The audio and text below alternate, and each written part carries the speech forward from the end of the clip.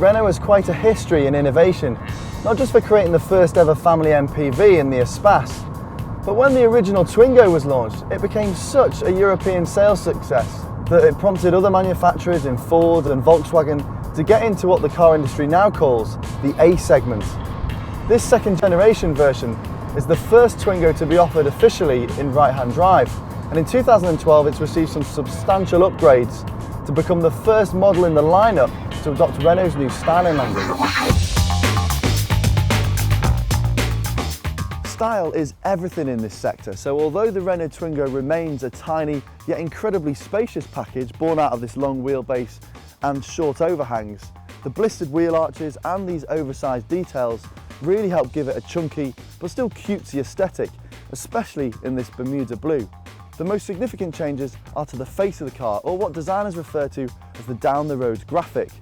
Now they want to make their mark instantly recognisable from a distance beyond simply whacking a giant Renault badge on the bonnet, though they have managed to do that. But this grille now also flows into the front headlamps to create more visual width, while round the back, the upright rear also has some new lights integrated into the boot lid, and it looks a lot classier. There's also a whole host of new colours and customisation options, from roof decals to body coloured door mirrors, so you really can create your very own one-of-a-kind Twingo. I just wish they'd given it some proper door handles, because these plastic latches are a really cheap entry point. Inside is cleanly laid out and well screwed together, but it doesn't really have the same sense of playful character. It does do the basics well though. These big windows, for example, really help give the illusion of space by affording loads of light into this cabin. I also really like this centrally mounted pod on top of the dashboard that houses my digital speedo. This rev gauge that's fixed onto my steering hub that's adjustable for height and not reach. But also the fact I can plug in my iPod and operate it from the car's controls. As for downsides, some of the plastics in here are a bit hard and brittle, and that makes perceived quality patchy. Storage space isn't that great either, and the two cup holder shaped dents in the centre console aren't exactly that helpful, as they can't even hold a regular cup of coffee upright. Obviously rear space isn't massive, but the pair of sliding chairs is quite a cool innovation. Push them right back and you genuinely can fit two adults back here. Alternatively, you can push them right forward, fold them and tumble them, and you've got a really decent load space.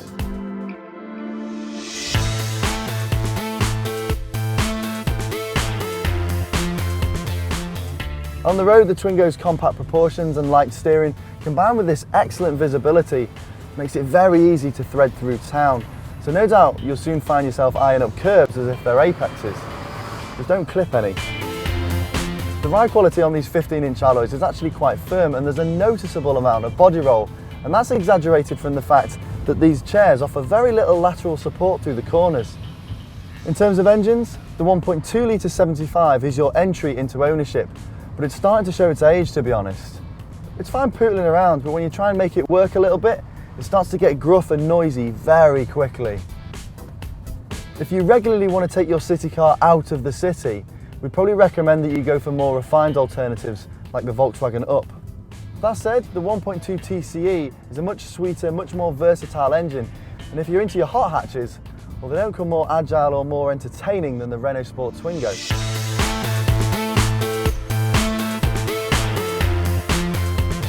The Renault Twingo may only be the size of a shoe, but it looks good, it's surprisingly spacious, and if you spec the right engine, it's great fun to drive.